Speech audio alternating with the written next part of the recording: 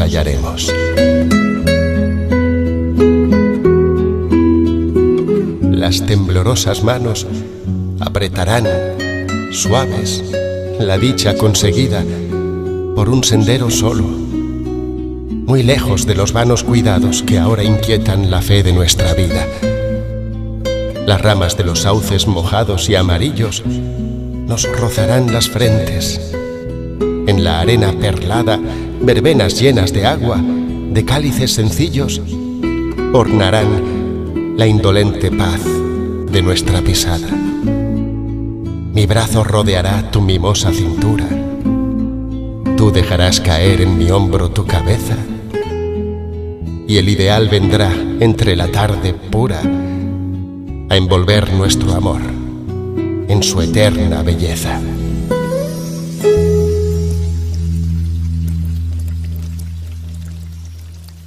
Te amo. Te amo más de lo que nunca quise a nadie antes.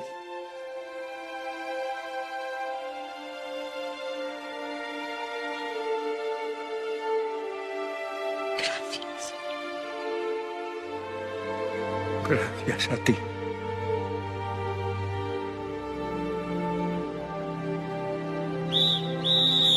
Ma cosa fate? Uscite immediatamente di là! Nos van a detener.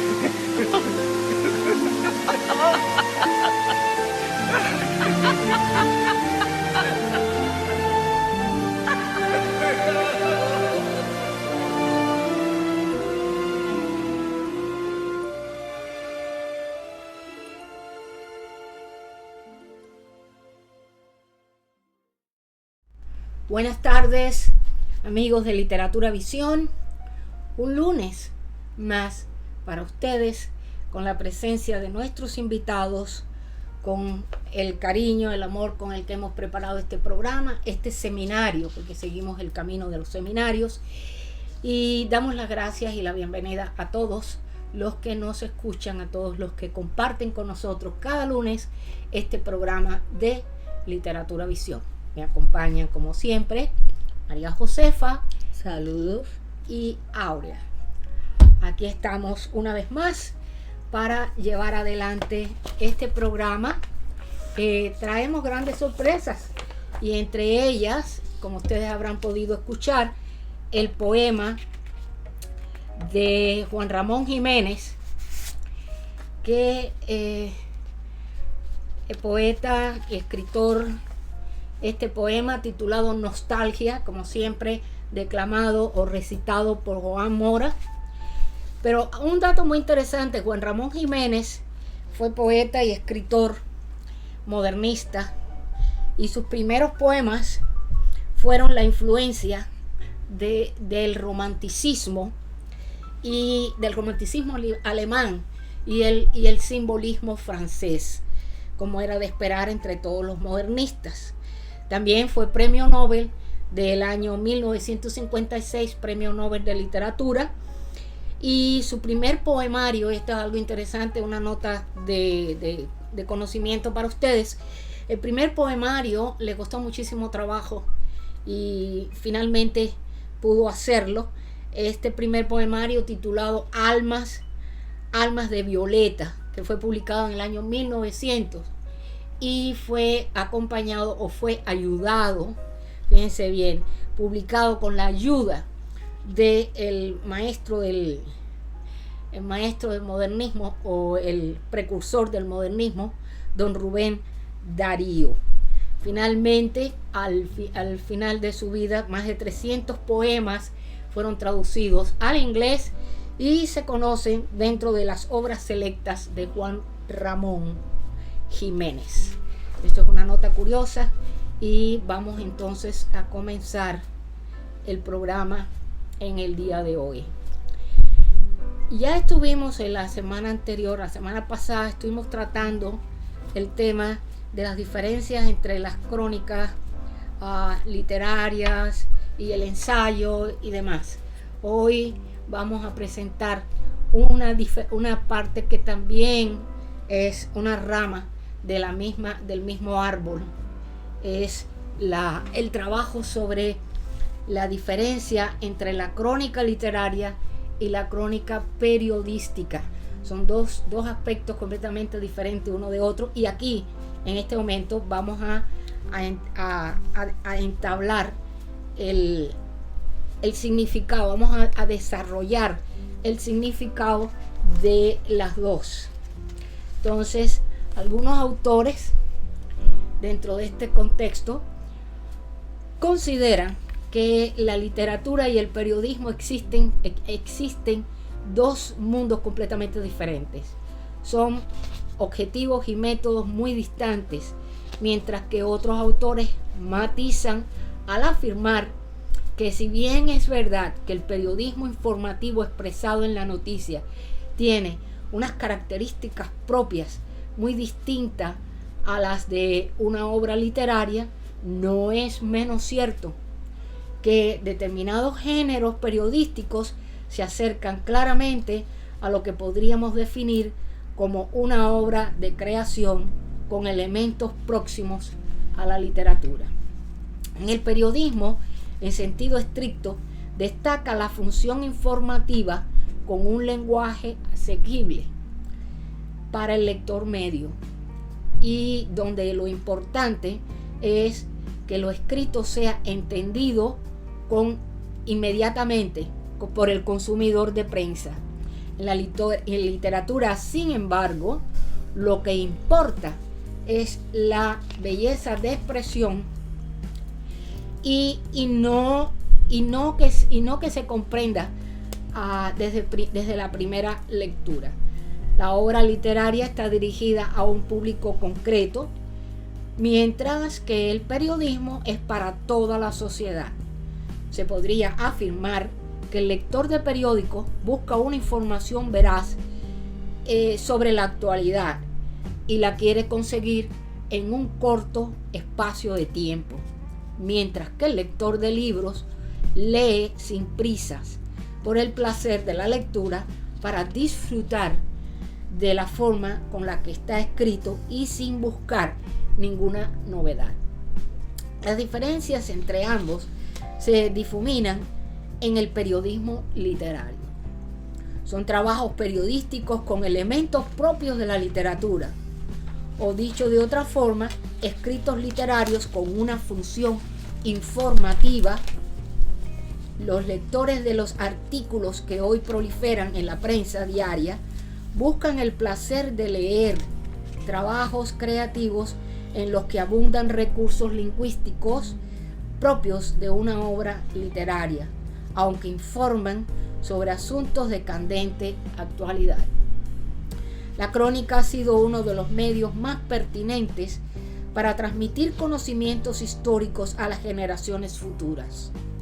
Según Martín Caparrós, el historiador griego Heródoto, padre de la historia, es tal vez el padre de la crónica, ya que dejó escritos excelentes sobre los viajes que realizaban en esa época.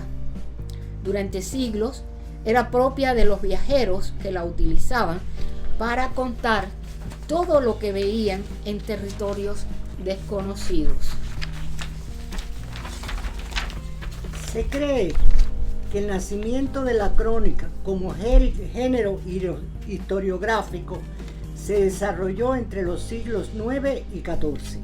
Según historiadores de la literatura española, la proliferación de crónicas y otras historiografías se dan en el occidente medieval desde principios del siglo XII. A partir de esa época, las crónicas comienzan a abarcar diversas temáticas. Hay relatos sobre el nacimiento de un príncipe, el matrimonio real entre miembros de distintas monarquías o las defunciones de las familias más sobresalientes. Sin embargo, el género empezó a adoptar un carácter más literario cuando se dedicó a contar las aventuras de los viajeros renacentistas y los intercambios culturales con América.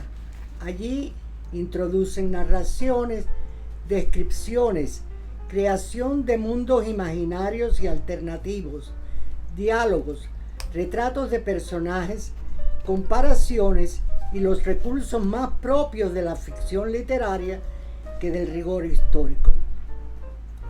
En América tuvo su momento con los relatos que los viajeros letrados trajeron de la India. Algunos ejemplos son los diarios de Cristóbal Colón o los comentarios de Alvar Núñez Cabeza de Vaca. El nacimiento de los primeros periódicos hizo que entre los artículos que en ellos se publicaban se fueran distinguiendo géneros periodísticos, y entre ellos la crónica, distinguiéndose claramente de las crónicas publicadas como obras historiográficas por cronistas que se consideraban historiadores y no periodistas. La crónica no historiográfica fue el modo de contar de una época que no tenía más recursos.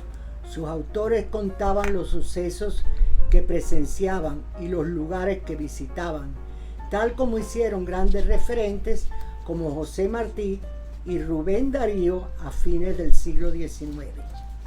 Pero veamos, ¿qué es y cómo se diferencia la crónica literaria de la periodística?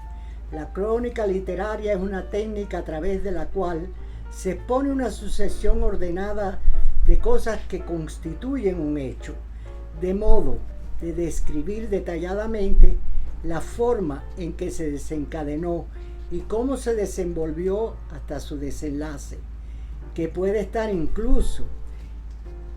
En la práctica se lo observa en los reportajes históricos, así como en importantes episodios que irrumpen en el presente. Y en esta línea es apropiado por la literatura, tanto a instancia de registros del pasado como de ficciones que pretenden construir un marco realista. La crónica literaria como documento histórico no es otra cosa más que la narración de los principales acontecimientos del momento presente de su comunidad desde una perspectiva realista.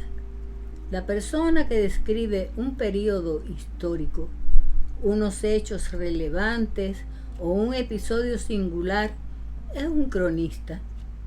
Su relato, por consiguiente, tiene una dimensión literaria, ya que a través de la belleza y de la precisión del lenguaje se pretende mostrar una realidad concreta. Esta expresión literaria fue especialmente importante en la Edad Media. Crónica literaria y periodística, significado 1, diferencia y elementos. Las crónicas medievales explicaban las acciones de los monarcas, la genealogía de la nobleza, las batallas o las conquistas. En este género destacaban las crónicas reales o la crónica latina de los reyes de Castilla. Un aspecto relevante en estas narraciones de no ficción es su proyección histórica. Así, los historiadores que intentan descifrar las huellas del pasado pueden recurrir a las crónicas literarias para comprender un contexto determinado. La crónica literaria viene a ser una historia del tiempo presente. El periodista cuenta hechos singulares que sirven para entender una realidad social. Esta perspectiva del periodismo aborda normalmente situaciones dramáticas, pero también viajes o aspectos de la vida cotidiana. Se trata de aportar una visión subjetiva sobre un asunto que puede despertar la inquietud de los lectores. Las perspectivas del cronista son diversas, desde fuera de los acontecimientos, desde el núcleo central del problema o una mezcla de ambas. La crónica es una narración basada en un hecho real, pero en que el autor presenta una interpretación subjetiva de dicho hecho. Este tipo de texto favorece la presentación del punto de vista, la opinión y crítica del autor. Es considerada como una noticia ampliada. ¿Cómo se estructura una crónica? Generalmente se inicia con la descripción de la situación significativa, la que hizo o hace noticia. De esa manera causa mayor expectativa. Luego se van desarrollando los hechos de manera ordenada y secuencial para finalmente terminar en una conclusión u opinión sobre los mismos. Crónicas suelen presentar los hechos a partir de un orden cronológico. Es necesario que el autor haya presenciado los hechos o que realice una investigación desde el lugar donde se produjeron. La crónica puede dividirse por sus características en varios tipos. Es difícil obtener una sola clasificación. Sí podemos presentar algunas de ellas, y son las siguientes. La crónica urbana. Esta se centra en temas de la ciudad o lo relacionado con la ciudad. La crónica local trabaja temas específicos de las zonas más alejadas. La crónica especializada desarrolla temas deportivos, políticos y culturales. La crónica social se basa en los problemas y expresiones propios de los grupos sociales. Y las crónicas de viaje, son las que presentan las experiencias del viajero. Toda crónica es un escrito que no solo exige ciertas condiciones de contenido, sino también de estructura sintáctica. Por ser un texto complejo, requiere una estructura un poco más completa.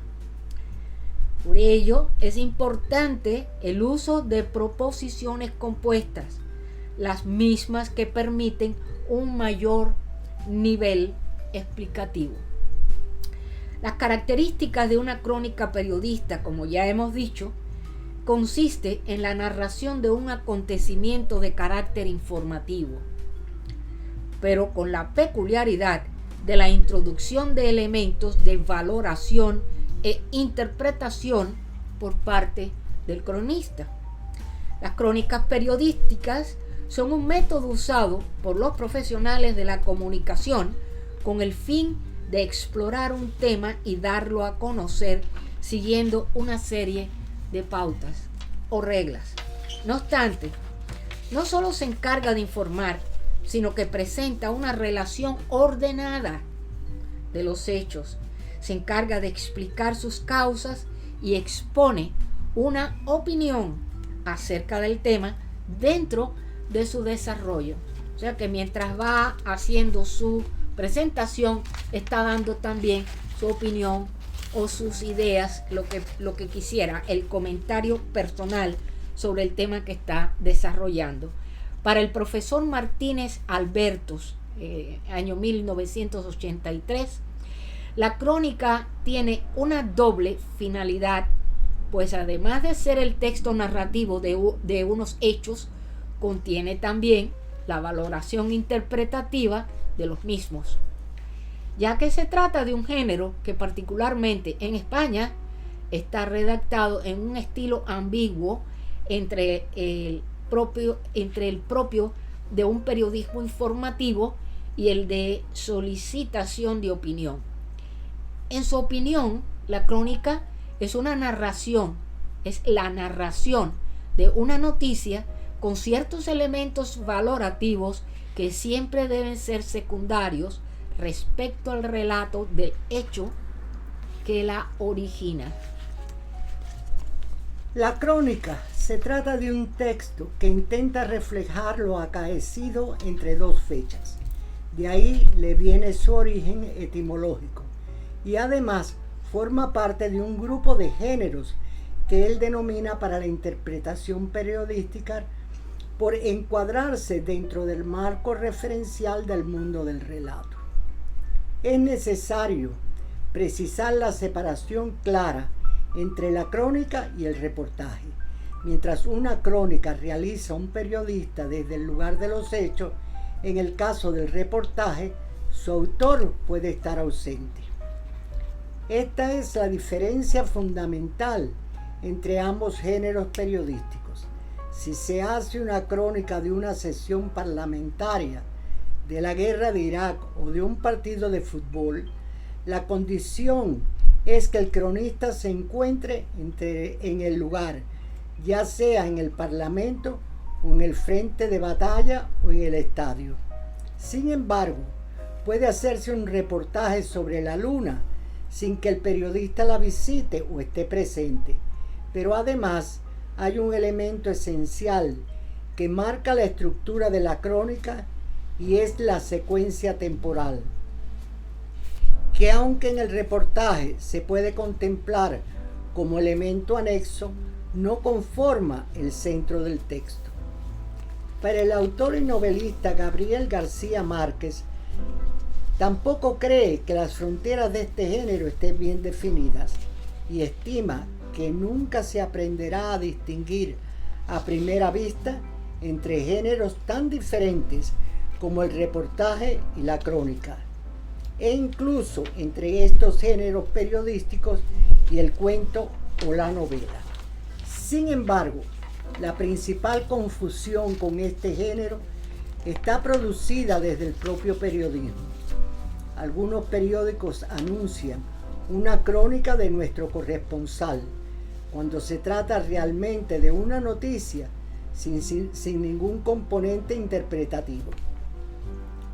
El cronista tiene la misión de informar sobre lo sucedido, de contarlo, pero a diferencia de la noticia, lo comenta desde su punto de vista.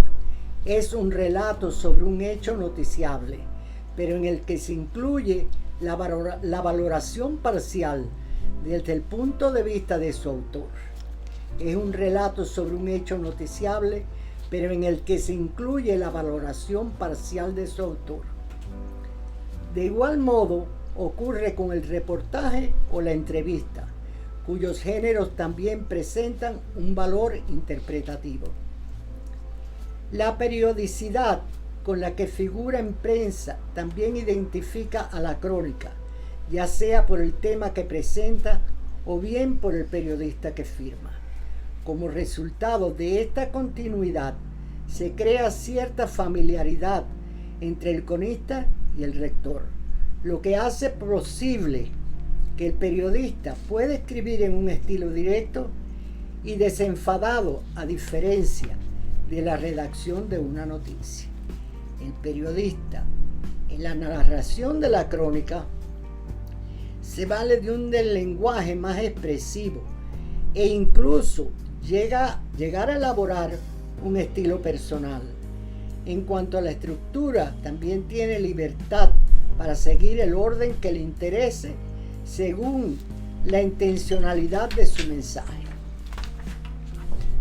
Resumiendo, tendremos que las características formales de una crónica periodística se componen de veracidad, narración cronológica y recursos literarios. Dentro de la veracidad, la crónica se basa en hecho verdadero o real. En la narración cronológica, el relato de los hechos mantiene su orden a medida que fueron ocurriendo en el tiempo. Recursos literarios. La crónica es el género periodístico que utiliza recursos del lenguaje literario, los cuales hacen parte del estilo del autor. Existen varios tipos de crónicas periodísticas. Veamos algunas de ellas. El cronista puede hacer un relato sumamente interesante o sumamente dramático. La crónica épica es la narración de acontecimientos de tipo histórico o legendario que se refiere a batallas o guerras. La crónica costumbrista, su rasgo distintivo es la cronología, totalmente realizada, con un tono picante en el texto y en donde el diálogo costumbrista casi siempre es picaresco y de crítica social. La crónica noticiosa da a conocer un hecho trascendente para uno o varios países. Esto hace presuponer la seriedad y confiabilidad que debe poseer quien la haga, ya que en general se trata de relatos para periódicos y revistas especializados.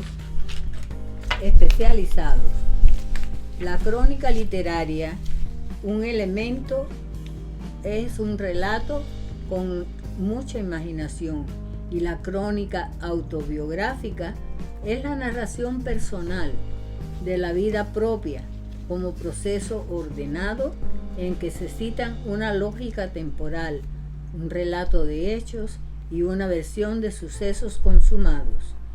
Los maestros dividen la crónica en 3 ramas, a saber, la informativa, la interpretativa y después trataremos la tercera, que es la que nos interese más. Interpretación informativa. Es amplia y desmenuza el hecho noticioso, sin la opinión o juicio del periodismo. Crónica informativa o blanca puede llegar a confundirse con la noticia. Sin embargo, como toda crónica, conserva sus características que lo distinguen de una simple noticia. Es un relato secuenciado y pormenorizado, no una mera y esquemática recopilación de datos. Es de estilo objetivo e imparcial, y su intención es meramente informativa, interpretativa u opinativa. Un relato subjetivo, más que informativo. El reportero se documenta con la realidad para dar un significado al fenómeno social.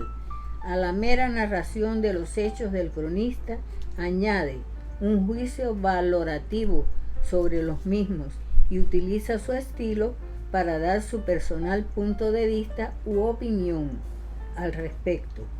Es a la vez información y opinión, como se señala en el Manual del Periodismo de Vicente Leñero y Carlos Marín. La crónica se ocupa del cómo suceden los hechos y, en el caso de la interpretativa, también del por qué, cuando se predomina la interpretación muy sesgada de los datos y muy cargada de llamado sensacionalismo, con un punto de vista ceñido a la del ciudadano común. Se habla entonces dentro de este mismo tipo de crónica amarilla. Ese es el tipo de crónica que a nadie le gusta. Bueno, y con esto terminamos en el día de hoy lo que es el estudio de la crónica como uno de los seminarios que presentamos en esta ocasión para los estudiosos de literatura. Bueno, ahora vamos a presentar el segmento del doctor Luis Alberto Ambrogio, que se titula La Paz. Siempre sigue el mismo sistema, el mismo tema sobre los ejes discursivos, y en esta ocasión nos trae los poemas que él ha escrito relacionados con la paz. En este momento, y antes de comenzar el programa del doctor Luis Ambrogio, quiero pedir disculpas primero al doctor Luis Alberto Ambrogio, después al público, a ustedes en general, porque por un error mío personal, una equivocación a la hora de la distribución de los archivos para enviarlos a producción, después de ver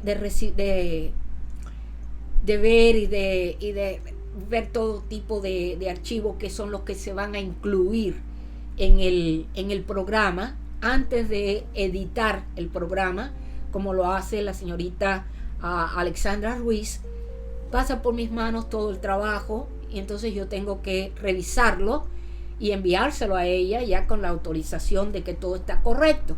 Desafortunadamente, el programa pasado, en el programa del doctor Luis Alberto Ambrogio, que se trataba de la guerra, tuve un error a la hora de enviar el material para que se editara en el programa y envié las presentaciones del programa anterior, cosa que no se pudo evitar ya la vez que salió, y precisamente ustedes vieron en el programa una repetición de las presentaciones anteriores.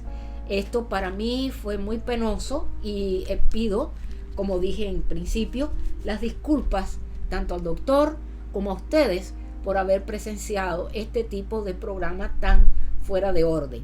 Entonces, tomando en consideración este momento tan penoso, pues yo quisiera, con el apoyo de ustedes, presentar, después de uno de los segmentos que venimos trayendo dentro del programa normalmente, presentar nuevamente, repetir el programa que no salió correcto. Quisiera repetirlo y estoy segura que todos ustedes se van a alegrar, porque hay muchas personas que esperan con mucha ansiedad el trabajo del doctor Luis Alberto, y en esta ocasión vamos a ver dos segmentos, el titulado La Guerra, que lo vamos a ver más adelante, y el que vamos a presentar ahora, que se titula La Paz. Esperamos que todo esté correcto y nuevamente nuestras disculpas a través de todos ustedes y a través de este grupo que es el que presenta el programa. Entonces, adelante, bienvenido doctor, y con su programa de los ejes discursivos de la paz. Adelante, bienvenido.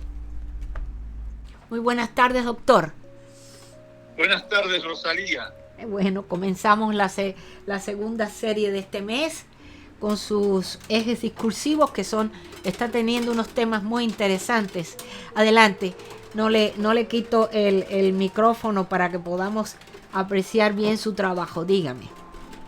Bueno, la semana pasada hablamos o tocamos el eje discursivo de la guerra. Esta semana, contraste, vamos a tocar el eje discursivo de la paz, compartiendo como siempre unos poemas para que se vea cómo, digamos, en la visión poética, el poeta, el creador, afronta el tema o el eje discursivo desde diferentes puntos de vista. El primer poema que voy a compartir, que ya lo he compartido anteriormente en el contexto del amor, ¿no? Porque realmente parece mentira, pero la guerra y la paz son un contraste que es precisamente entre el amor y el odio. Entonces, la paz, el amor, voy a leer este poema que se titula Queremos respirar paz. Recorremos el fondo y las alturas por las calles del abrazo de paz, del saludo, shalom, salam, en busca del aire puro y un sol divino que bendiga a todos por igual. Paz blanca, agua que se escurre entre nuestras manos mientras deseamos beberlas. Y éramos una legión en la marcha porque la sed del arcoíris es inmensa. La noche no nos calma. ¿Para qué más muertes y tumbas si ella, la muerte, nos acosa sin remedio y nos obliga cada día a sepultarla? Paz, no nos hagan más crueles que en los juegos de la infancia, al principio de la luz y de la vida. ¿Por qué no más amor o tolerancia que entierre el odio de las muertes y de las balas, las que protegen la injusticia, el dinero, la voz impune de los púlpitos y de las razas? ¿Por qué no solo el amor para poder recordar las muertes benignas que aún nos habitan? Paz, palabra breve, maternal deseo de una sola raíz de alma, hasta el rincón más tímido del universo. Nos toca de una vez por todas emigrar a la paz sagrada desde el territorio absurdo que solo mata. Soñar porque sí con la alegría, la fiesta de construir la gracia, de cada ser que suspira de su hogar, de su familia, de su pueblo de esperanza. Paz hasta el fin del infinito, gritaba Alberti. Hoy paz es paz, gritamos hasta el fondo de la eternidad y de la existencia, en cada lugar de su llama, el fervor de sus frágiles pasos. Paz pedimos porque queremos respirarla. Ay, qué lindo. El otro poema dentro de este contexto es interesante porque nos lleva a un país de África, pero que es muy simbólico en todo lo que digamos significó en la historia como un lugar en donde se juntaban las ideas de una forma sumamente impresionante. Y el poema se titula Encanto de Marrakech, y precisamente tiene un epígrafe de Jorge Luis Borges que dice: el color de los pájaros, dijo Averroes, parece facilitar el portento. En la plaza de Gemalna sentí el llamado a oraciones junto con la música de los que encantaban a las serpientes. Sentí la paz de reojo en el desorden del orden, de esa alfombra con colores de rostros, cosas, idiomas, donde compré recuerdos. Me transformé feliz en el yo colectivo del zoco, del mercado, la vibrante ciudadela. Convivía con el Averroes de aquí y de la Córdoba mágica, el que reunió sin credos a pensadores bajo el respiro del viejo Aristóteles. Desde un rincón de esta festiva congruencia de la incongruencia surgía la música que celebraba al Habibi de mis amores, al amor de mis amores. Arguyen que hace un siglo 45 criminales morían ejecutados cada día en este sitio.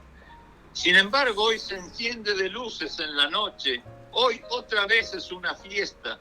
Recorrí luego pueblos entre montañas, ovejas, trigales, olivos, verdes y desiertos, todos al amparo de la minarete de su mezquita. Volveré a Marrakech, al lodo rojo de su belleza, su mamunia y palacios, con mosaicos, esculturas de pradera, columnas mansas, las palmeras, el jardín de la Menara. Volveré aquí a celebrar la paz de la oración abierta, viendo hacia el oeste, al sur, a todos los puntos cardinales. Volveré a Marrakech porque me une a través de la historia. Qué lindo. Bueno, este es otra perspectiva, como dije, otro referente de un mensaje de paz. Y el otro poema se titula, estos son del libro Principios Póstumos, Benditos sean. Y es muy interesante, se lo dedico a todos los pacifistas del universo. Bendito seas. En el repique continuo del campanario, paz, paz, paz, un ruido divino para las rocas y las sombras de los ecos, la ceguera abierta contra la densidad del hongo maldito que exhuma el aire, grito compacto de muerte. Hiroshima, Nagasaki, fluye el gas, inmolación del deseo por la vida, edad de cinturas dulces, vida, vida, súplicas, demandas, protestas, hurgan el olvido, la hipocresía de los vientos. Benditos sean torres de la conciencia. Uno mis manos hacia el sol hueco y en tu discurso de repiques repito las alas del cielo, porque para paz, que aumente la memoria y el circuito, paz, paz y el no de la no violencia, un caudal de exigencias y voces para acabar guerras sin números, destrucciones, genocidios de rostros, persecuciones, miserias, urdidas todas con podredumbre de soberbia, puros de odio, xenofobias, injusticias. Todo el rito bélico cosecha féretros, su existencia de amenaza, la locura atómica, la humanidad de noche, lúbricas de iniciales idas. No a Estados Unidos, Rusia, Europa, China, Israel, Corea del Norte, Irán, India, Pakistán y todos los verdugos nucleares. No a la bomba y su cultura. No a las efemérides cantadas o surreticias de los crueles, bárbaros de veras, que matan al despertar y sus lanzas, sangre, civilizaciones, etnias, el silbido de las carnes, el borde feliz de los niños, el nosotros de luz y tacto, semillas seductoras, raíces, ojos, paisajes de fiesta. Paz y justicia para el mundo, convocatoria del alma y de los cuerpos, del ardor de la selva, de la naturaleza que agoniza. Que la paz deje de ser una palabra y se convierta en realidad. Que las bombas y las guerras dejen de ser una realidad y se conviertan en una palabra del pasado, ya no usada, indeseable, para siempre inédita, como las maldades, vientos perversos de los humos antecitados. Benditos sean Gandhi, Ernesto, Rigoberta Menchú, el casi desconocido Stalin Petrov, Madre Teresa, Obama, Mandela, ellos y muchos más, doctores de seres, miradas y tiempos, sin el martirio de la condena. Benditos sean. Ay, qué lindo. Muy bien. Y entonces voy a acabar con un poema, con otro referente, que es La Paz, se titula Paz de mi ciudad. Cómo uno vive, digamos, en ese entorno y cómo uno desea realmente la ciudad que vive en paz. Dice así: este es de mi último poemario parecido, El escondite de los plagios. La paz de mi ciudad. La vivo en la plaza en compañía de las palomas, al ritmo de las campanas que celebran misas, festejos, llamados de alegría, y le sacan más brillo a los días, aunque a veces lloren gotas de lluvia o aromas de nieve delicada. La paz es blanca, como la inocencia nos acaricia con el verbo amar y su conjugación eterna que nos viste siempre de primavera. La ciudad de mis ilusiones también tiene una melodía blanca, calles de felicidad compartida con familia, amigos, vientos de frescura, parques de recuerdos enamorados, rumbo a la escuela, a los mercados que curan el hambre del cuerpo, la mente, alimentan las sonrisas de los sueños, hechos casas de cariño sin silencios, donde los besos de lunas y amaneceres multiplican los tiempos, un futuro sin sombras enfermizas, jardines del cielo. Deseo que mi ciudad se siga edificando en la geografía del amor y de la paz, sobre el vientre generoso de la tierra, sin relámpagos de odio, crimen u otros vientos desprolijos. Bueno, pues entonces con esto cierro este segmento dedicado al eje discursivo de la paz. Bello. Muchísimas gracias. Magníficos poemas, muy bonito, muy interesante. Bueno, le esperamos entonces la semana próxima, que esté muy bien y nos vemos, si Dios quiere. Muy bien, muchísimas gracias, Rosalía, y a toda la audiencia que nos ha acompañado y a todo su equipo. Y es un placer para mí compartir con ustedes pues esta pasión poética. Muchas gracias. Hasta luego. Bien, entonces ahora, como siempre, traemos a los 5 minutos. Con María Luisa Aragón. Con María Luisa Aragón. Y ella nos trae, en esta ocasión nos trae Requena. Requena es un municipio de la provincia de Valencia. Y ella nos trae vistas y una cosa muy linda y un contenido muy interesante sobre este municipio. Adelante, María Luisa, bienvenida.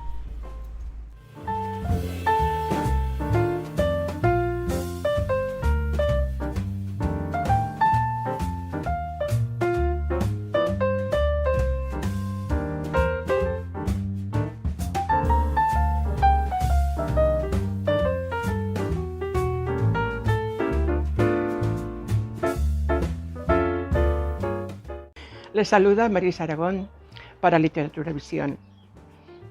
El relato de hoy es la villa de Requena, riqueza milenaria. La ciudad era un importante barrio medieval, con restos que se remontan al siglo VII a.C. Requena tiene una historia muy rica. Es el espejo de esta riqueza patrimonial histórica, poblada desde hace más de 2500 años, dominando desde tiempos remotos la ruta natural que unía a Valencia con la meseta castellana. Su casco antiguo refleja el esplendor de aquellos tiempos en los que el municipio no dependía de la actividad vinícola, sino que su economía se centraba en la producción de la seda, como se recuerda en el Colegio del Arte Mayor de la Seda de Valencia. Requena ofrece un recorrido por el subsuelo de la ciudad medieval, con una ruta por las antiguas cuevas en las que se almacenaban en grandes tinajas vinos, aceites y cereales.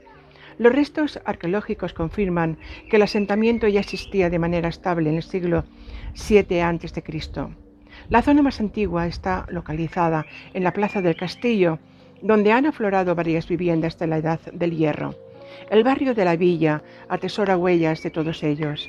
Se han encontrado aljibes y hasta un horno de la época imperial romana. Las cuevas son otro gran tesoro. Son uno de los principales atractivos turísticos. Tienen su origen en la propia roca sobre la que se levanta el barrio. Excavadas bajo el barrio, las cuevas formaban parte de las viviendas. De hecho, con los materiales que se obtenían de la cueva se construían las propias casas. Los usos eran varios, desde bodegas, almacenes de grano o silos en los que almacenar grandes tinajas de vino o aceite. Las condiciones de constante humedad y temperatura las convirtieron en auténticas neveras y despensas naturales. Hasta incluso sirvieron a la población de refugio en caso de guerras y asedios. Por debajo de las cuevas existe una red de túneles por todo el barrio de la villa, que se empezaron a horadar en el año 1706, hasta épocas cercanas. Las 22 cuevas que se encuentran bajo la plaza de la villa son de época musulmana, datan de los siglos XII y XIII y tuvieron uso hasta el siglo XVII, en que se derribaron las casas privadas y edificios públicos de la plaza. Quedaron semicolmatadas de los escombros de los derribos, cegadas y cayeron en el olvido. Fueron descubiertas, vaciadas de escombros e intercomunicadas por túneles en la década de los 70 del pasado siglo XX. Durante los últimos 20 años, Requena ha apostado por la cultura y la villa y su entorno se ha convertido en el epicentro de salas de exposiciones y museos. Además del más reciente de San Nicolás, el Museo del Vino, ocupa el conocido como Palacio del Cid del siglo XV. Fue edificado sobre el solar del que fuera antigua residencia del Cid en Requena. Dicen los antiguos romances que aquí tuvo lugar el encuentro de Rodrigo Díaz de Vivar con el rey Alfonso VI, para concertar las bodas de sus hijas con los infantes de Carrión. Leyenda o no, lo cierto es que el Cid estuvo en Requena en el año 1089, como lo recogen las crónicas de la época de la ciudad. Deseo que hayan disfrutado de este relato. Muchas gracias. Bueno, ¿qué les pareció, María Luisa? Muy bonito, como todo lo que ella trae siempre. Y además son cosas que ella no es la mayor parte de los televidentes y de los que desde sus casas miran el programa, hay muchos lugares de esos que quizás lo han visto de pasada en alguna página, pero no conocen así como con los detalles que ella da el lugar, y es muy bonito ir conociendo el mundo entero. El mundo es un pañuelo y hay que, para conocerlo, hay que dar mucha vuelta. Hay que valerse de personas como María Luisa que nos puede explicar viajar con ella estos detalles. Exacto. ¿Y qué iba a decir? No, que ella no es solamente los conocimientos que ella tiene, sino la facilidad que tiene para hacérselo llegar a uno y entenderlo. Es una persona más. Ella explica muy bien. Sí. Mucha cultura. Ella parece, cuando se pone a trabajar, que ese ha sido el trabajo de ella. Ser como es comunicadora en ese sentido. De un museo, de una casa de arte, de la historia. Llevar detalles, sabe llevar el asunto. Ella sabe, guía de turistas. Sí. Bueno, que lo diga María Luisa la próxima semana, ¿cómo es eso? Que pensamos de ella. Queremos saberlo aquí en el programa. Hablamos mucho de ella porque ella es muy importante. Seguro que sí. también es importante el señor Eduardo Ruiz Baena, que ahora viene con nosotros nuevamente en el programa, como siempre, sobre Federico García Lorca, y en esta ocasión trae a Lorca en Montevideo. Así es que vamos a ver qué hizo Lorca allá en la Argentina, precisamente en Montevideo. Montevideo, esto es en Uruguay, no la Argentina. Ya sí. Lorca se va hacia otro país amigo, compañero del lugar, y viene con este programa que nos trae Eduardo Ruiz Baena, como siempre. Bienvenido, Eduardo. Esta es su casa. Adelante.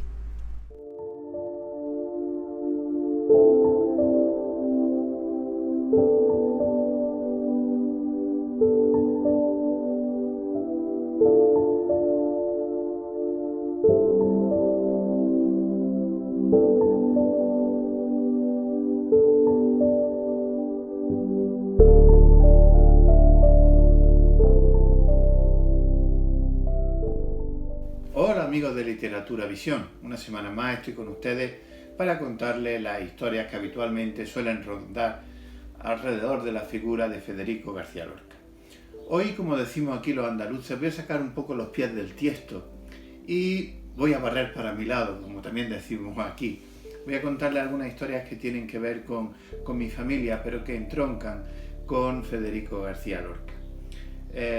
Verán, hace años, cuando se me ofreció la posibilidad de ser regente de la Casa Museo de Lorca aquí en Valderrubio, me recomendaron una serie de lecturas, entre ellas el libro de Francisco García Lorca, qué mejor biógrafo para Federico que su propio hermano. El libro le tituló Federico y su mundo, el mismo título que comparte con José Mora Garnido, del que ya he hablado, del periodista que coincidiría con él Federico en Uruguay cuando visitó Argentina. Pues bien, haciendo lectura de este libro, me encontré con un paisaje bastante curioso y que no me esperaba. Se lo voy a leer. Bien, en un pasaje en el que habla de la estancia de Federico García Lorca en Almería, cuando va a estudiar y a prepararse el bachiller, puesto que aquí en este pueblo, en Asquerosa, no había instituto, decidieron mandarlo a Almería, a esta ciudad que está a bastantes kilómetros de Granada, porque allí residía don Antonio Rodríguez Espinosa, gran amigo de don Federico, y que fue compañero en el colegio de Fuentevaquero con doña Vicenta. Es decir, que le dicen incluso que sería don Antonio el que presentaría al que sería el matrimonio a doña Vicenta y a don Federico en una sombrerería de Granada, en una festividad, no recuerdo bien si del Corpus Christi o de la Semana Santa, pero eso es algo que contaba su hija Isabel como un anecdotario. El caso está que a don Antonio lo ascendieron y fue a Almería a trabajar como profesor en el hospicio y se dedicaba a formar niños para que aprobaran ese examen de ingreso al bachiller. A Federico lo mandaron junto con otros niños a vivir allí con don Antonio y con el cuidado de su esposa Mercedes, y vivían todos en comunidad con las 3 hijas que tenía el matrimonio. Pues bien, haciendo referencia a esto, cuenta Francisco García Lorca: fueron a aquella ciudad bajo la férula de don Antonio. Figuraban en el grupo, entre otros, Salvador, hijo de mi tío Francisco, muchacho distinguido y rubio; Enrique, hijo de mi tío Enrique, a quien andando los años encontré a Federico en la Argentina; y un muchacho de Valderrubio, Enrique Baena, al que mi padre llamaría pariente, que debía ser al par envidia y consuelo de mi hermano. Este Enrique era un muchacho de inteligencia poco desarrollada, torpón y sin una clase de intereses, pero tenía una cabeza fenomenal para las matemáticas. Hacía de memoria operaciones complicadísimas y era una especie de antídoto de Federico. Creo que se llevaban muy bien. Yo recuerdo de aquel entonces de que mi hermano hablaba de él con admiración. Pues imagínense la sorpresa cuando, leyendo el libro, descubro que ese Enrique Baena era mi abuelo. Yo me llamo Eduardo Ruiz Baena. Claro, yo sabía desde que era niño que Federico García Lorca conocía a mi abuelo y de hecho lo toma como un referente, como un prototipo que se llama, para realizar la obra de La casa de Bernarda Alba, adquiriendo el papel de Enrique Umane. Pero yo no sabía que había estado durante un año estudiando en Almería, y el detalle del pariente. Lo del pariente me llamó la atención y dice, bueno, ya hemos hablado de que a otra persona de este pueblo, a Ricardo Rodríguez García, también le llamaba pariente, tenían los mismos apellidos pero cambiados, y me hizo pensar que quizá le llamaba pariente por hacer una broma. Pero puesto a investigar las raíces de Federico García Lorca, me puse a investigar las conexiones entre la posibilidad de que mi abuelo, como Enrique Baena Mazueco, tuviera algo que ver con una tal María Luisa Mazueco, que era la abuela de Federico García Lorca. Durante muchos meses, casi 6 meses, estuve encerrado en la parroquia del pueblo. Solo podía ir los domingos o aquellos días en que hubiera misa, puesto que el párroco solo iba a abrir la iglesia en ese momento y yo donde estaba haciendo mi investigación era en el archivo parroquial. Poco a poco fui componiendo árboles generacionales que fueron estructurando todas las raíces de mi familia, que yo tenía ya un árbol genealógico, pero no encontraba un entroncamiento. Tuve que trasladar la investigación al archivo arzobispal de la diócesis de Granada, que está en la capital, y tuve que durante algunos días pedir permiso, escaparme, días libres, para pedir horas, para mirar las microfichas, no eran libros, sino estaba todo microfilmado, para ir encontrando uno por uno todos los descendientes que pudieran entroncar. Me encontraba con una mesa llena de cientos y cientos de troncos que nunca encajaban, moviéndolos, hasta que un día, por accidente, por culpa de un Josep que era José, se unieron todos y todo se ensambló. Y conseguí hacer el gran libro que tuve la fortuna de hace unos años entregar personalmente en New Jersey, en Union City, en el acto que se celebró en la conferencia Una tarde con Federico. Le entregué a la Academia Norteamericana de Literatura Contemporánea el trabajo totalmente desarrollado, en el cual se pueden observar todos los entroncamientos y cómo la familia de Federico García Lorca, parte de ella, realmente salía de este pueblo. El hecho de que Federico naciera en Fuentes Vaqueros fue una circunstancia, puesto que la abuela al casarse se fue a vivir a ese pueblo. Pero todos los ancestros de Federico, por el lado de la madre, de la abuela de Federico, venían de este pueblo y de ahí entroncaban con la familia Mazueco, apellido que yo he perdido. Yo ya no tengo ese apellido, aunque según el entroncamiento familiar, como pueden observar en los gráficos, seríamos primos sétimos, es decir, que en familiaridad no hay ninguna. Pues bien, eso me motivaría. Ese trabajo lo publiqué, se puede acceder en internet, es un trabajo que no le interesa a nadie, porque realmente, bueno, sobrepolar lo que son las raíces del poeta tiene cierto interés, pero tampoco mucho. Sin embargo, bueno, quería satisfacer esa curiosidad, y también sobre la marcha fueron apareciendo otros personajes que resultaron ser de la familia. Y aprovechando que estaba haciendo esa investigación, encontré parte de mi familia paterna. Cuando estaba hojeando los libros y tomando nota de cada miembro de la familia, de pronto un día descubrí un Ruiz, que es mi primer apellido.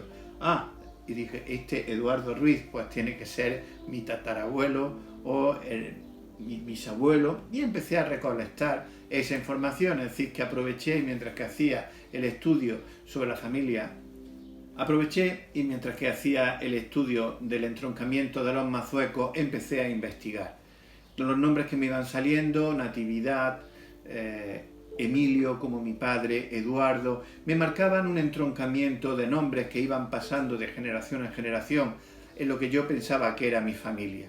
Pero de pronto, cuando llego al año 1880, descubro que no coinciden con mis tíos abuelos y que no podían ser por edades, no podían ser tampoco mis abuelos las personas, aunque los nombres eran muy parecidos, pero no eran ellos.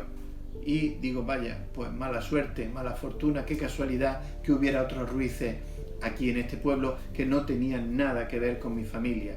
Investigando ya con familiares me dijeron que no, que nuestra familia paterna llegó aquí a este pueblo a finales del siglo XIX, principios del XX, con lo cual los ancestros que yo me he encontrado evidentemente no eran nuestros. Bien, cuando este trabajo lo tenía acabado, meses más tarde recibí una llamada de una televisión. Me dijeron que estaban buscando a unos individuos que se han ido a vivir a la Argentina, que eran de este pueblo, que se llamaban Emilio Ruiz. Y no era mi padre. Estaban buscando a estas personas que yo había descubierto por casualidad.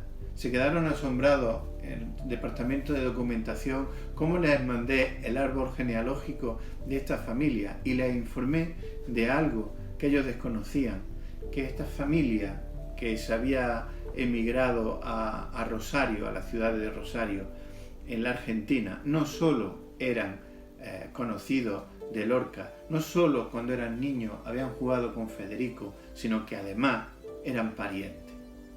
Y son casualidades de la vida. Todo esto viene un poco a colación del hecho de que Federico, el día que fue a dar su conferencia a Rosario, al Duende en Rosario, cuando Federico llegó a Rosario le estaba esperando una comitiva.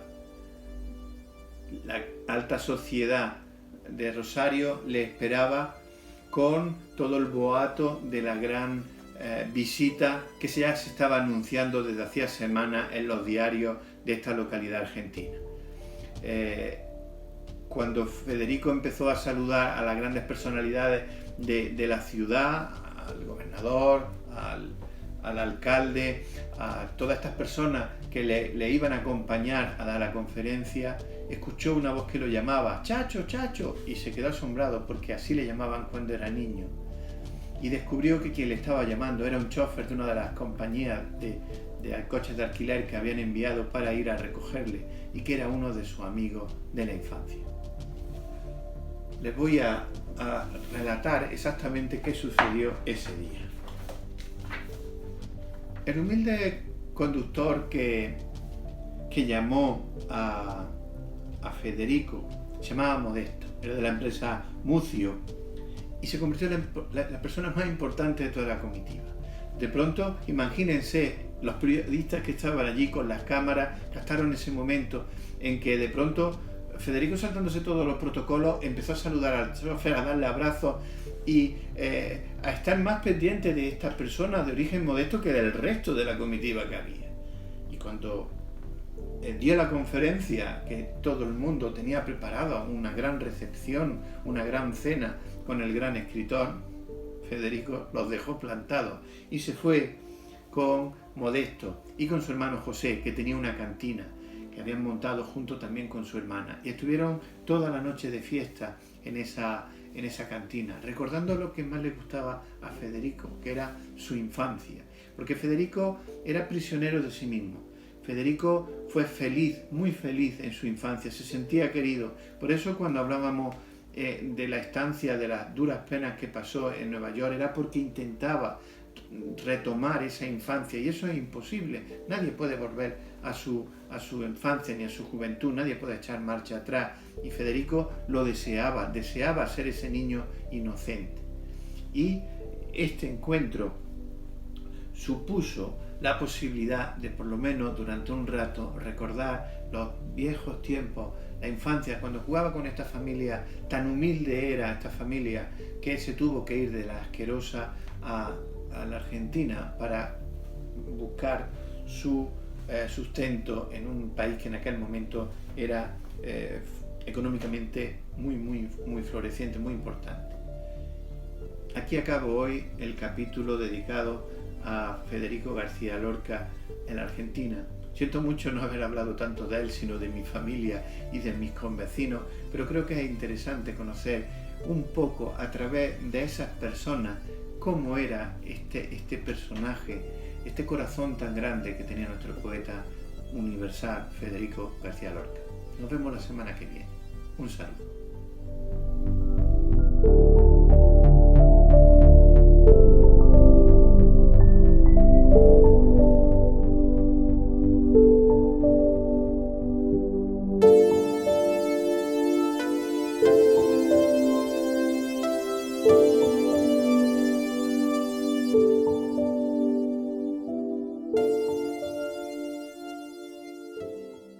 Bueno, muy bueno programa, ¿verdad? De Luis Eduardo. A mí me encanta, él narra muy bien, se toma todo su tiempo y habla siempre muy bonito. Claro que yo sé que cuando él habla así también es porque él está hablando de la misma familia de él. Sí, por supuesto. Pero Sí. también la forma de su presentación es como si estuviera haciendo un cuento, Sí. como si nos estuviera contando Nos está la historia, contando. nos está contando la historia desde su punto de vista, de su presencia dentro de esos aspectos, dentro de esos aspectos de la historia o de la A mí me biografía gusta mucho. de Federico, de don Federico, el dramaturgo español. Y yo pienso que nadie pudiera hacerlo mejor. Nadie. Wow. Congratulations. Seguro que sí. Bueno, yo creo que ya tenemos noticias de que no solamente lo lleva la investigación constante, también vamos a entender que él estuvo muchísimo tiempo a cargo de la Casa Museo de Federico, estuvo en contacto con todas esta parte de todos esos detalles, todos estos aspectos, los muebles, los cuadros, todo el lugar a donde Federico vivió y compartió su vida. Y eso, como quiera que sea, tiene una serie de aspectos especiales que da el convivir en ese ambiente que fue el que Tiene la imagen de él muy clara. con el que vivió Federico, además de todas las partes relacionadas con los ancestros, con la familia, de la cual él tiene también su participación. Y fuera de todo eso, es investigador de la vida del autor. Entonces, pues, todas estas cosas lo hace a él muy importante dentro de este. Bueno, y por toda esa serie de cosas que tú has enumerado ahí, es que nosotros le tenemos el afecto que le hubiéramos tenido a Federico directamente si hubiéramos vivido en su época. Por supuesto. Él nos trae esa sensación de estar frente a Federico. Con él. Espiritualmente lo transmite. Sí, a través de él lo hemos conocido más profundamente. Sí. Y nos hemos sentido cerca de todos esos pasajes que él nos describe. Sus cartas, tan maravillosamente bien hechos. Seguro que sí. Bueno, pues, Eduardo, un aplauso para usted y para todo lo que está relacionado con Federico en Montevideo. Bueno, ahora,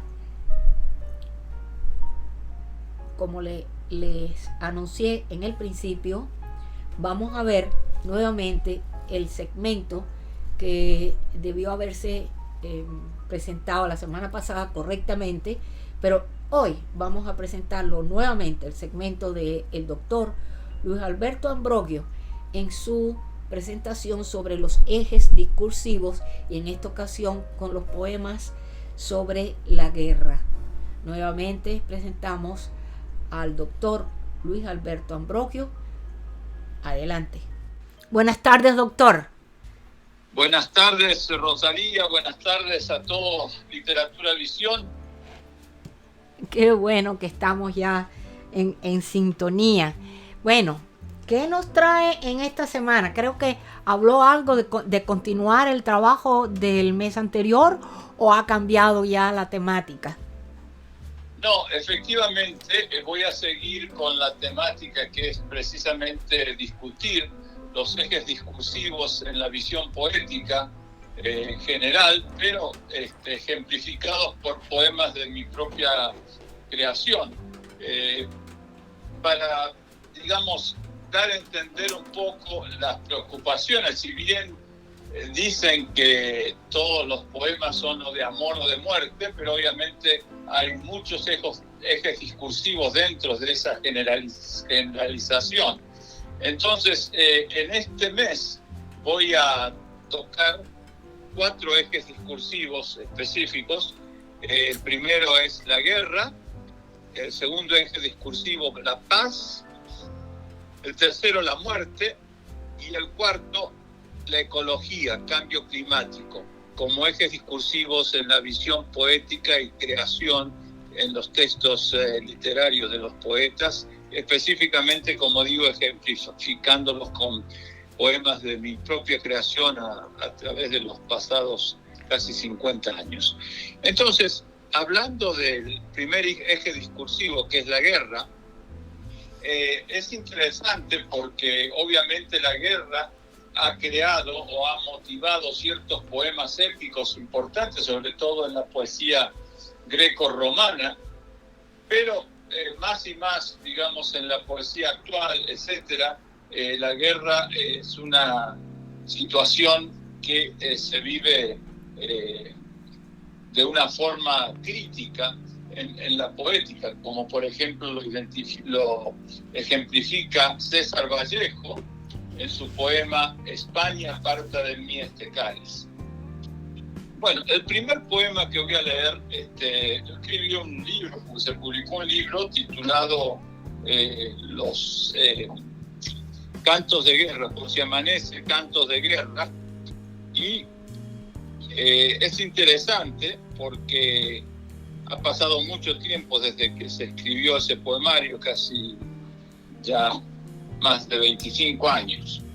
El canto primero dice así: en el principio fue la guerra entre átomos, dioses, vapores tensos, el todo contra la nada, lo infinito contra lo que puede ser fácilmente sometido, la luz triunfante contra la oscuridad maldita, la multitud concreta contra la unidad lejana, el aire que estalla en partículas, virus, moléculas, bacterias neónicas, vibraciones de ama, embriones de esperanzas, odios, un caos de palabras. El tiempo se impuso sobre el espacio.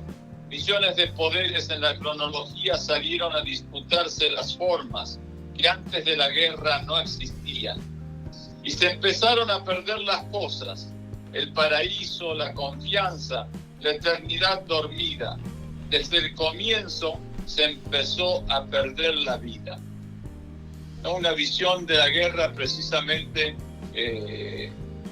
como una situación pues de muerte, de pérdida. El otro poema que quiero compartir relacionado con esto, porque dicen que el poeta es la voz del pueblo, y la realidad es que muchas veces el poeta y a veces todos nosotros que podemos estar en contra de la guerra, digamos, de una forma teorética, sin embargo, muchas veces no nos involucramos en la militancia de contra la guerra. Yo recuerdo que cuando llegué a Estados Unidos el eslogan era hagamos el amor y no la guerra, en relación a la guerra de Vietnam. Este poema, que se titula Pagando por el pésame, en el contexto de la guerra de Irak de Estados Unidos, y tiene un epígrafe que salió en un texto que salió en el New York Times, que decía que el Estados Unidos ha realizado 38 millones de dólares en pago, digamos, por pésamo, condolence payments. Y se lo dedico a unos poetas amigos, a Sarah Browning y Sam Hamill, que han sido poetas contra la guerra, iniciando y compilando precisamente antologías de poetas contra la guerra. Y dice así este poema: mi bala te mató, niño iraquí, camino a la escuela, porque mi soldado creyó que tus libros en su maleta de colores eran una bomba. Mi bala, pescador del Éufrates, te mató mientras alzabas la caña y tu presa, un pez para colmar tu hambre, en señal de paz, y mi soldado no pudo entender tu lenguaje. Mi bala, madre, te asesinó sin razón cuando en un taxi te dirigías a casa porque eres madre y te esperaban para que hagas en el hogar todo lo que haces. Mi bala acribilló tu boda, muchacha o mancebo, porque alguien la festejó con la costumbre centenaria de un tiro al aire. Y la vida de los novios y sus padres y cortejo se unieron con la muerte bajo el sol y las estrellas por su romántica amenaza. Gentilmente a los escombros muertos o de rodilla, a los familiares del niño, a los del pescador del Éufrates, a los de la madre de los novios, mi gobierno les abonará el duelo, la pena por estas cenizas ásperas, con mis impuestos de rito que también pagan la bala. Condolecen payments, pagos de pésame les llaman a este engaño indolente de monedas. Si mi gobierno en verdad pagase condolecen payment, pagos de pésame por cada una de las lágrimas que causó mi bala, ¿acaso se quede sin dinero para seguir matando? No hablo de proezas de cuervos o de caballos, hablo en plural, la palabra muerte, hablo la eterna vida del silencio, hablo del perdón que no se compra, hablo de mi bala. Bueno, otra perspectiva, otro referente precisamente de este eje temático de la guerra. El otro poema que voy a leer está titulado Poema Nuclear, y todos estos poemas los saco, por supuesto, del libro de la antología En el Jardín de los Vientos, esa antología de la obra poética mía de 40 años, así que allí voy pasando los poemas a lo largo de los años. Poema Nuclear. Escribo esta locura con rabia. En Washington mi poema está compuesto de átomos indefensos que anhelan agua, un bosque, niños sanos, y caen en la ceguera recibidos con la sonrisa sucia de quienes los acusan de ingenuos mientras militan a favor de este infierno. También los números me estrangulan en el universo sin memoria, aunque Nagasaki y Hiroshima no se olvidan. 80.000 millones de dólares destinará Estados Unidos para modernizar su arsenal de catástrofes nucleares, destinados a incinerar masivamente a la madre tierra, al cielo de las aves, a cada criatura impotente del planeta. Grito con una piedra oprimida en la garganta que no puedo arrojar. Miles de millones de dólares más se adjudicarán para fabricar y mantener de esta apocalipsis su logística, multiplicados por despilfarros similares incurridos por otros miembros de este club de destructores: Rusia, China, Pakistán, India, Irán, Israel, Francia, Inglaterra, Corea del Norte, más otros que gastan además millones más millones en ocultarlos bajo la maldita podredumbre de sus diseños ante la inercia de sangres inmoladas. Dicen las estadísticas que solo una porción de estos montos desalojaría el hambre de la humanidad entera, solucionaría los problemas de 500 millones de niños con medicinas, prevendría enfermedades en 1.000 millones de personas, cancelaría del tercer mundo todo el peso de su deuda. ¿Qué demonio nos provoca a no invertir en la vida y sí en el horror de la aniquilación de mente? La bomba atómica nos acecha. Escupo este poema con rabia, con un nudo en la conciencia, porque quiero paz, y va y no va con la furia que me atormenta. Bueno, otro aspecto, toda la discusión obviamente del aspecto nuclear, de las bombas nucleares, del poder nuclear. Y voy a acabar con el canto sexto de también este poemario, Por si amanece, cantos de guerra. En fin, son muchísimos los poemas que a lo largo pues, de mi escritura tienen este eje temático, pero estos son por lo menos algunos ejemplos. Canto sexto. La historia gime sin cese de fuego. Se fusilan las promesas, las plegarias. Se exigen como tributos, inmolaciones, cuerpos, almas, duendes solidarios, y todos son sangres impotentes. Auschwitz, Hebrón, Srebrenica, El Salvador, América Latina, la India, Timor, como en las cifras votivas de 1 millón, 6 millones, 50 millones de humos interminables. Los dioses han sembrado diablos, mareas de halcones infinitos, al acecho de ojos dulcemente débiles, colgados del miedo. Bueno, con esto cierro este ejemplo simplemente del eje discursivo de la guerra. Y, si Dios quiere, la próxima semana hablaremos o tocaremos el eje discursivo de la paz, Magnífico. la justicia social y la solidaridad humana. Magnífico. Muchísimas gracias. Excelente, doctor. Muchísimas gracias y bueno, le esperamos la semana próxima, por supuesto. Muchas gracias, Rosalía. Muchas gracias a todos los que nos acompañan en esta pasión poética que alimenta este programa de Literatura Visión. Gracias a usted. Hasta luego.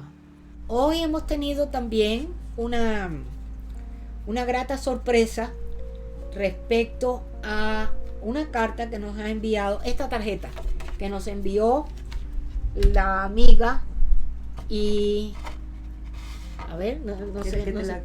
Ponla delante, no, ponla aquí delante, ábrela. Sí, Esa es, la envió la señora autora, escritora, amiga de la Literatura Visión, Isabel Allende. Ella recibió después de haber enviado todo su trabajo, de habernos permitido y autorizado para el uso de sus obras en los futuros seminarios que vamos a empezar a transmitir en la temática de la novela y los análisis sobre la novela, etcétera, etcétera, diferentes seminarios que vamos a presentar. Y esta autora nos ha dado la oportunidad de hacerlo, nos ha dado la autorización de utilizar sus obras para este contenido en nuestros seminarios, y al mismo tiempo le hemos dado las gracias. En su lugar, ella nos ha enviado esta tarjeta de reconocimiento, de amistad, una tarjeta muy linda que ponemos aquí para el conocimiento de todos ustedes, para que vean que esta señora, esta Isabel Allende, es una persona tan humana, tan sencilla, tan llena de ese amor por su comunidad hispanoamericana. ¿Tienen algo ustedes que comentar al respecto? Bueno, a mí me encantó la postal porque habla muy alto del país de ella y de todo lo que allí se hace, pero lo que más me llamó la atención es esa suavidad con que ella nos deja saber que nos ama. Sí. Y que el amor es algo que, ¿cómo es?, que irradia alrededor de ella. Sí, es parte de su firma. Sí. ¿Y tú? No, a mí me encantó la tarjeta bella. Ajá. Y todo ello. Bueno, fue una sorpresa. Muchísimas gracias, Isabel, si está viendo el programa. Y seguimos ahora con los avances de la semana con la señora Olga Muñoz y también con Alba Learning. Hola a todos, con ustedes un avance del episodio número 29 de Literatura Visión. Este lunes 19 de julio a las 4 de la tarde, hora del este, el doctor Luis Alberto Ambrogio continúa con el ciclo Ejes Discursivos en la Poesía Hispano Contemporánea. 5 minutos con la historia de doña María Luisa Aragón, embajadora cultural de la NMI en el Reino de España. Y en Estelares de Literatura Visión estará presente la delegación de la NMI de Cádiz, también desde España. Sintonícenos a las 4 de la tarde, hora del este, a través de las redes sociales y YouTube. un programa auspiciado por la Academia Norteamericana de Literatura Moderna Internacional sin fines de lucro, con la dirección general de la doctora Rosalía de la Soledad, fundadora, y Alexandra Ruiz en la producción y diseño. Para Literatura Visión, desde la NLMI Publicidad en Estados Unidos. Buenas tardes. Buenos días a todos, estimados amigos de Literatura Visión. Quiero aprovechar la oportunidad que me brindan para invitarles a visitar nuestra biblioteca, en la que encontrarán libros y audiolibros de las más variadas temáticas y autores de todas las épocas y nacionalidades. Les ofrecemos poesía, ensayo, cuentos, novelas, todo lo que pensamos puede gustar a nuestros lectores y atraerlos para hacerles amar la lectura. Ese es nuestro único objetivo, el promover el amor por los libros y el respeto por los autores, muchos de los cuales casi han pasado al olvido, y son precisamente esos los que nosotros queremos rescatar para que los miles de lectores que nos visitan a diario puedan disfrutar de la belleza de sus obras. Cervantes, con su Don Quijote de la Mancha y las novelas ejemplares, Jorge Isaacs, con su novela María, Gustavo Adolfo Bécquer, con las rimas y leyendas, Santa Teresa de Jesús y cientos de autores más le esperan en nuestra página. Muchas gracias. Saludos y mis respetos desde España. Bueno, y llegamos finalmente a los estelares para terminar el programa del día de hoy, que espero les haya gustado. Eso lo pueden demostrar a través de los comentarios que puedan hacer sobre el programa. Estos comentarios nos ayudan y nos facilitan la forma de llegar a ustedes de la forma que más les guste. De alguna forma podemos saber si ustedes están interesados en un aspecto o en otro a través de los comentarios que puedan enviarnos. Por favor, no se tomen la molestia de escribir que todo estuvo muy lindo, o todo estuvo muy bueno, o me gustó lo que hizo este o el otro, sino díganos qué les gustaría cambiar dentro de estos aspectos, de qué quisieran escuchar. Y esto sería una cosa muy interesante porque nos ayudan a preparar los programas futuros de acuerdo con la opinión de ustedes. Terminamos este programa un día más con ustedes, un día más de Literatura Visión. ¿Y qué hacemos? Para la semana que viene esperamos por ustedes y vamos por más. Hola, soy Calixto Torres, subdelegado de Córdoba del capítulo Reino de España de la Academia Norteamericana de Literatura Moderna Internacional. Me pide el señor director, don Juan Francisco Santana Domínguez, que grabe este vídeo en una primera parte exponiendo una pequeña presentación de mi persona y en una segunda disertando sobre la figura de algún personaje literario ya desaparecido que, aunque su trayectoria sea meritoria de mención y reconocimiento, en el transcurso de su existencia no haya tenido u obtenido la relevancia merecida, pasando desapercibido ante el mundo de las letras. Así lo haré, y empezaré hablando sobre mi persona.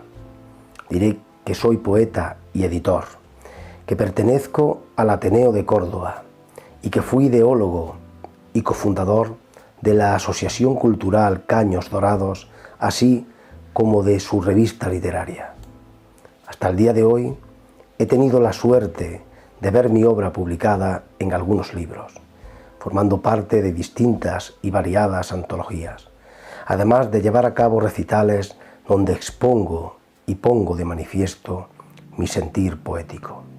Decir también que coordino el ciclo Flamenco y Poesía en el Mesón, además de la revista de poesía Suspiro de Artemisa, revista donde han posado sus versos un gran número de personalidades del panorama poético nacional.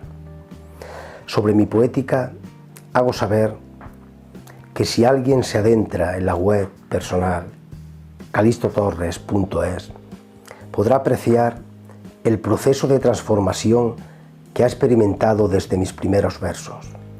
Podrán apreciar aquellas primeras publicaciones amparadas en un corte clásico, sonetos, romances, décimas, como las creaciones más actuales donde se pone de manifiesto una forma de expresión más metafísica, donde vierto a la vida una versión más depurada, donde el verso se impregna de la unión entre poesía y filosofía, donde suelo ofrecer la realidad desnuda que muestra los recovecos más ocultos de esta conciencia que supuestamente me sostiene cuerdo. Soy como el lazarillo del pobre ciego, o como Sancho Panza soy escudero. Me identifico cuando unos brazos tiernos me dan cobijo, mas no preciso los besos de unos labios de oro macizo. Solo pretendo brindarte con poemas mis sentimientos. De mi faceta como editor, diré que llevo desde el año 2005 publicando libros de muy distintos géneros, de muy distintas tendencias, pero en su mayoría las publicaciones llevadas a cabo han ido encauzadas hacia el apasionante universo de la poesía. En la actualidad dirijo varias colecciones: Tierra de Poetas, Sentires, Alma, Años Impares, Poemas Infantiles, entre otras. Decir también que De Torres Editores tiene abierto el plazo de inscripción de sus 3 certámenes literarios: Artemisa de Poesía, Artemisa de Aforismos y Artemisa de Primera Publicación. Como pueden apreciar, mi pasión hacia el mundo del verso es latente. Respiro, camino y bebo en el remanso de sus aguas que me sostienen y encauzan, que me aportan lo necesario para sentirme vivo. Correspondiendo a la segunda petición propuesta por el señor director, he creído conveniente para esta ocasión abordar la figura de un poeta local, Cristóbal Romero Real, enunciado por los habitantes del entorno como Realito, diminutivo de su segundo apellido.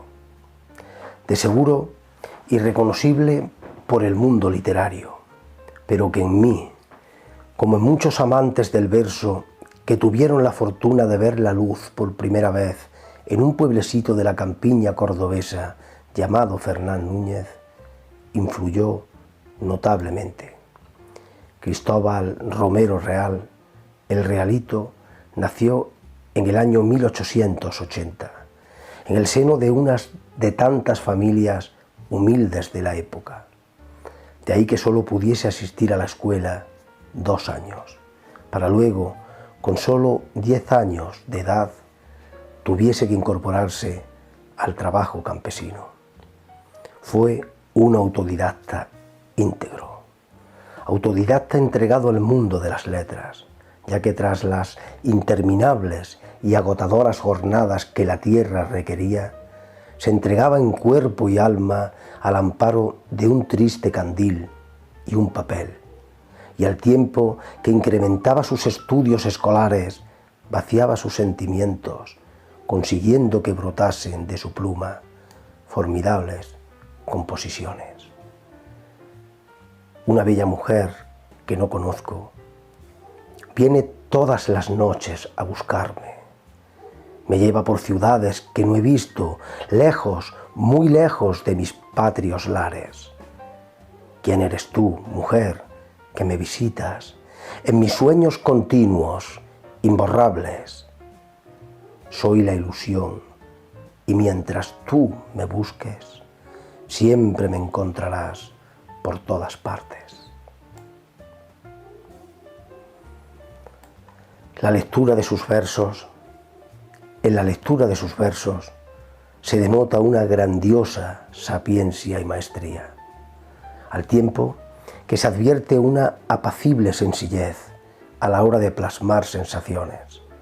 Su forma de expresión, sus facultades sobradas al versar, su cercanía, su aroma a pueblo, es de sobra notable, y todo ello con el solo propósito y la insignificante necesidad de saberse un gañán de cortijo.